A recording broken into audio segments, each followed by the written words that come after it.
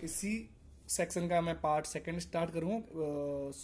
क्षमा कीजिए, कुछ प्रॉब्लम हुई थी, इसके कारण ये पार्ट बीच में ही मुझे बंद करना पड़ा था। अब मैं इसी पार्ट को कंटिन्यू करता हूँ।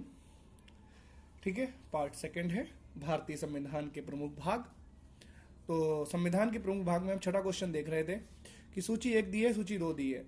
तो आपको इस क्वेश्चन में हो सकता है पहला ऑप्शन ना पता हो, तो आपको सूचियां मैच करनी है, फिर मैचिंग करनी है। तो आप सारे ऑप्शन देखिएगा पहले तो, और कौन सा आपको पता है जो आपने प्रीवियस ईयर का क्वेश्चन किया होगा उससे आपको ये क्वेश्चन निकल के आएगा। तो 2009 में आया हुआ है कि भारत का संविधान का भाग 9 किससे संबंधित है। ठीक है, 9th part is related to which things.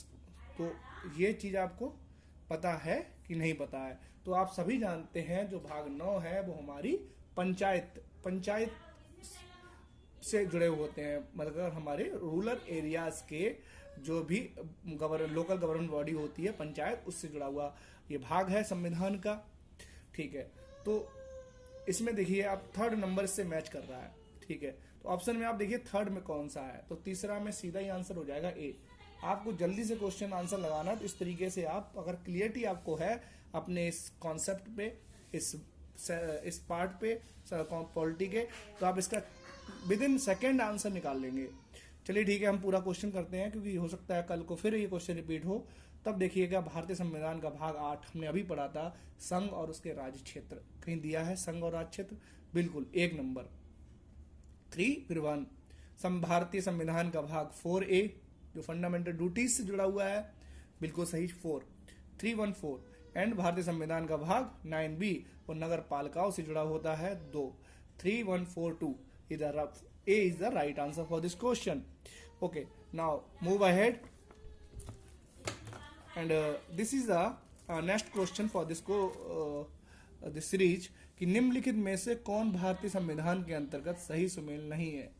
आपको बार बार ये क्वेश्चन फंसाने के लिए आते हैं कि नहीं है, आपने जल्दबाजी में नई शब्द नहीं पढ़ा, तो आप डेफिनेटली इसका गलत आंसर लगा के आएंगे जानते हुए। तो इस चीज से बचने के लिए हमें इन क्वेश्चनों को बड़े ध्यानपूर्वक पढ़ना पड़ता है। तो देखिए पहला ही ऑप्शन दिया है पंचायत। हम सभी जानते हैं पंचायत भाग 9 में है, बिल्कुल सही उत्तर है ये, तो आंसर हमारा नहीं हो सकता। नगर पालिका, हमें कोई गलत ढूंढना है इसमें, और सही को तो हम एलिमिनेट करते जाएंगे। नगर पालिका 9A ये भी बिल्कुल सही है। सहकारी समितियां 9B बिल्कुल सही है। अधिकरण भाग 10th में नहीं होता है, भाग 10th में नहीं होता। भाग 10th होता है अनुसूचित और अनुसूचित व जनजातीय क्षेत्र से रिलेटेड होता है हमारा भाग 10।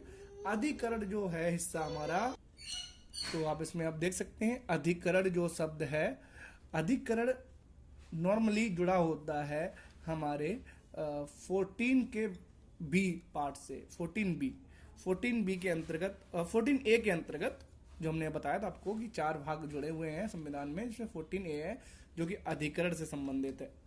ठीक है, अधिकरण किससे संबंधित है 14A से, और 10th किससे संबंधित है अनुसूचित और जनजातीय क्षेत्र से।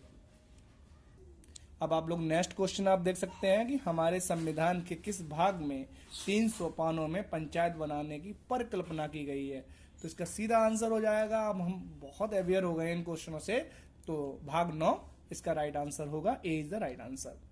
ठीक है, उसके बाद आप देखिएगा ऑप्शंस को, और ऑप्शंस को भी हमें कवर कर लेना होता है। तो इसको कैसे करते हैं, जैसे भाग 10th दिया है तो हमें अभी पढ़ा था अधिकरण से ना होकर ये किससे संबंधित था, अनुसूचित और जनजातीय क्षेत्र से संबंधित था। उसी प्रकार 11th भाग किससे संबंधित है ये भी आपको पता होना चाहिए कि 11 नंबर जो भाग होता है वो हमारा किस चीज से संबंधित होता है। तो ये बहुत ही महत्वपूर्ण भाग है।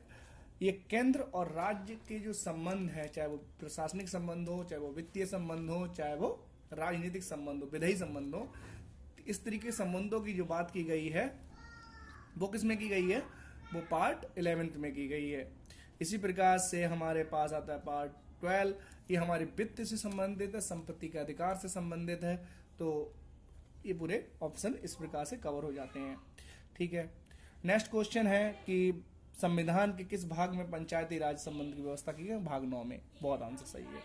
2013 PCS मेंस में फिर से क्वेश्चन पूछा गया है कि सूचियों को मेल कराइए। मौलिक अधिकार सभी जानते हैं, पार्ट 3। तो आप देखिए पहले ऑप्शन से क्या आप राइट आंसर तक पहुंच पा रहे हैं क्या? तो हम फिर से देखते हैं। मौलिक अधिकार जो भाग 3 भारत का संविधान 2, तो हमें पता है ए में 2 ही आएगा, तो 2 कितनी जगह आ रहा है? ए और सी में। तो आंसर हमारा ए और सी में से होगा। तो हमने एलिमिनेट तो पहली लिस्ट में कर दिया कि हमारा बी और डी तो आंसर हो ही नहीं सकता। अब दूसरा है कि मौलिक कर्तव्य। मौलिक कर्तव्य आप सभी लोग जानते हैं 4A से संबंधित है। तो हमारा दूसरा क्या हो जाएगा? 2 1। तो बी का 1 होना चाहिए, तो 1 भी दिया हुआ है। चलिए आगे चलते हैं। हमें देखना है कि आपात, उपबंध और संघ। संघ, ठीक है। अभी इसमें 2 नए जो आए हैं हमारे सामने, वो है आपात, उपबंध और संघ। जब यूनियन की बात करते हैं, यूनियन के एग्जीक्यूटिव्स की बात करते हैं, चाहे राष्ट्रपति, उपराष्ट्रपति, चाहे हम प्रधानमंत्री, चाहे कैबिनेट मंत्रालय जो मंत्रिपरिषद होता है, या हमें कैग की बात करें, हमारे जो महान्यायवादी हैं उनकी बात करें, तो आप यहाँ पे देख सकते हैं संघ। संघ में जो एग्जीक्यूटिव्स होते हैं, संघ की बात करें, संसद की बात करें, कार्यपालिका की बात करें, सरकार की बात करें, चाहे हम संघीय न्यायालय की बात करें, चाहे हम कैग की बात करें, ये सभी पार्ट भाग 5 के अंतर्गत आते हैं। तो भाग 5 कहाँ पे है हमारा? 4 नंबर। तो देखिए सी का 4 1 में दिया, तो A answer is the right. तो हमने तीसरे तक गए नहीं है, लेकिन हमें आपात उपबंध भी पता होना चाहिए किस में आता है। तो जो इमरजेंसी प्रोविजंस हैं भारत के, वो पार्ट 18 में आते हैं, 18वें पार्ट में आते हैं। ठीक है, 2013 में। बढ़िया क्वेश्चन था। अब नेक्स्ट क्वेश्चन फिर से इसका सुमेल वाला ही है, वो हम देखते हैं यहाँ से। क्वेश्चन आप लोग देखिएगा यहाँ पे कितने शानदार तरीके से आ रहे हैं। क्वेश्चन है निम्नलिखित में से जो सुमेल नहीं है। अब सुमेल नहीं है तो उसका आंसर क्या हो सकता है? यहाँ पे फिर से नहीं, तो हमें गलत फाइंड आउट करना है। कृपया इन तरह के क्वेश्चंस को प्लीज रीड केयरफुली, क्योंकि मैंने अगर ऐसे पढ़ लिया होता है निम्नलिखित में से कौन सा सुमेल है, जल्दी मैंने नहीं शब्द नहीं पढ़ा, तो मैं डेफिनेटली इसका गलत आंसर लगा के ए मारता और आगे बढ़ जाता। ठीक है, मैं आगे पढ़ता ही नहीं। तो जानबूझ के आयोग ऐसे क्वेश्चनों को डालता है जिससे आपकी जो केयरलेसनेस होती है उसका पता चलता है कि आप अपने काम में कितने ध्यान से अपने कामों को पढ़ते हैं, उन कामों को करते हैं। तो इसका आंसर आप लोग देख सकते हैं, पहला ऑप्शन है ए, जो कि सही है, तो ये आंसर नहीं होगा। राज्य, हमने पहले भी बोला था, राज्य शब्द का जो है संघ का 5 में, राज्य का 6 में होता है, तो ये भी बिल्कुल सही है। भारत का महान्यायवादी, भारत का जो महान्यायवादी है वो भाग 8 में नहीं आता है। भाग 8 में जो चीज आती है, हेलो दोस्तों, जो मैं आपको बता रहा था कि आप यहाँ पर जो भारत का महान्यायवादी जो पार्ट है वो भाग 5 के अंतर्गत आता है। संघ और राज्यों के अधीन जो सेवाएं हैं वो हमारे किसके अंतर्गत आएंगी? यूपीएससी का है, वो 14 भाग 14 के अंतर्गत आती हैं। तो इसका राइट आंसर हमारा क्या हो जाएगा? वो हो जाएगा सी, क्योंकि महान्यायवादी एक सरकार का अंग होता है, केंद्रीय भाग होता है ये। ठीक है, तो आंसर इज एग्जीक्यूटिव पार्ट होता है, तो इसका आंसर हो जाएगा सी। अगला क्वेश्चन आप लोग यहां देखिएगा, बहुत ही अच्छा क्वेश्चन है। क्वेश्चन है कि निम्नलिखित में से कौन सा प्रावधान संविधान का भाग नहीं है? भाषा 17 है, संघ राज्य क्षेत्र 8 है, अनुसूचित और जनजातीय क्षेत्र 10, ये भी सही है। अधिकरण हमने आपको बताया था 14A के अंतर्गत आता है, ना कि भाग 11 के अंदर। भाग 11 के अंदर क्या आता है? आप सभी लोगों को मैंने बताया था, केंद्र और राज्य संबंध, चाहे विधायी हो, चाहे वित्तीय वो विधायी हो, चाहे प्रशासनिक हो। तो विधायी में भी वो 11 के अध्याय 1 में आता है और प्रशासनिक 11 के 2 में आता है। तो अगला क्वेश्चन इसी पे है कि भारतीय संविधान का कौन सा भाग और अध्याय संघ और राज्यों के बीच विधायी संबंध के बारे में बताता है?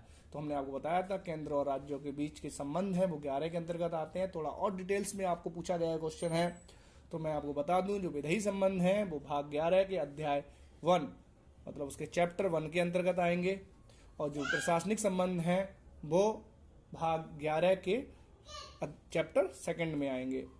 ठीक है, अगला क्वेश्चन आप लोग देखिए, question number 13, very good question. ये मैचिंग का क्वेश्चन है। कि सूची 1 सूची 2 को सम्मिलित कीजिए और सूचियों को नीचे दिए गए कूट की सहायता से सही उत्तर का चयन कीजिए।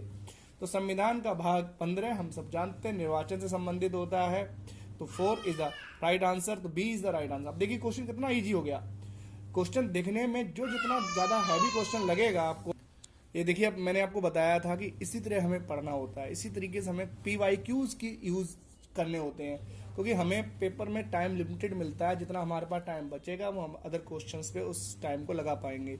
तो यह क्वेश्चन देखिएगा कि ये पहला ही ऑप्शन हमने पढ़ा कि संविधान का भाग 15 हम सबको पता है ये निर्वाचन से संबंधित है।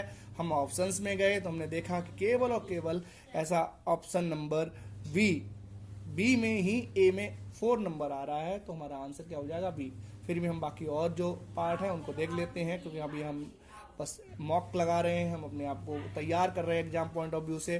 तो संविधान का भाग 14 किससे संबंधित होगा, 16 किससे संबंधित होगा, 16 नंबर संबंधित होगा कुछ वर्गों के संबंध में जो विशेष प्रबंध किए गए हैं, उससे उपबंध किए गए हैं संविधान के अंतर्गत, वहां से। ठीक है, उसके बाद देखो ये लगभग 340 जो SC ST से संबंधित होते हैं कि कौन ST होगा कौन नहीं होगा, जो राष्ट्रपति का अधिकार है वो इसके अंतर्गत ही आते हैं। उसके बाद संविधान का 18वां भाग किससे संबंधित, हमने आपको बहुत बार बताया है। संविधान का 18वां भाग किससे संबंधित है, आपात उपबंध से। और अब आपसे पूछ लिया जाए कि जो आपात उपबंध के अंतर्गत हमारे मौलिक अधिकार है उसका निलंबन किस संविधान से लिया गया है, तो आपको पता होना चाहिए जर्मनी के वाइमर संविधान से लिया गया है। तो हमें ऐसे को रिलेट करते हुए अपनी स्टडी को पढ़ते रहना चाहिए। Thank you so much.